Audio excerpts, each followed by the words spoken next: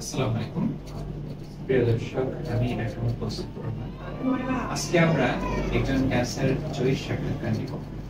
আমাদের ক্যান্সার জয়ী জহুরা আপা। জহুরা আপা একজন স্তন ক্যান্সার জয়ী।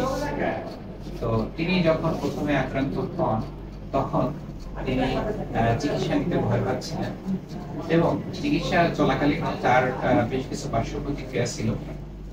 তো এরপরে তিনি চিকিৎসা গ্রহণ করেছেন এবং চিকিৎসা সমাপ্ত করেছেন এবং তিনি বর্তমানে ফলো-আপে আছেন। প্রায় 1 বছরের অধিক সময় হয়ে গেল তিনি চিকিৎসা গ্রহণ করছেন এবং ফলো-আপে আছেন। তো আমরা তার মুখেই শুনবো তার ক্যান্সার জয় কাহিনী। আসসালামু আলাইকুম। কেমন আছেন? আগে কেমন ছিলেন আর এখন কেমন আছেন? জোরে বলুন। অনেক ভয় ছিল আসলে অনেক দিয়েছিলাম। এখন আল্লাহর রহমতে ভালো চিকিৎসা নেওয়ার পরে এখন আল্লাহর রহমতে ভালো। আশা করি আল্লাহর রহমতে অনেক সুস্থ। এখন কি আবার আগের মতো কাজকর্ম করতে পারেন? হ্যাঁ, আমি আগের মতোই কাজকর্ম করতে পারি।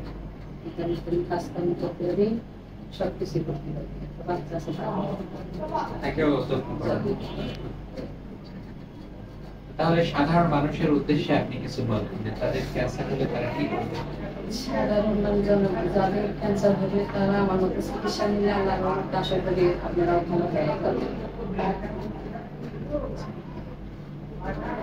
চিকিৎসা নিয়ে আশা করি আল্লাহর রহমতে আপনারা ভালো হয়ে যাবেন, সুস্থ হবেন, আল্লাহর উপর বিশ্বাস রাখবেন।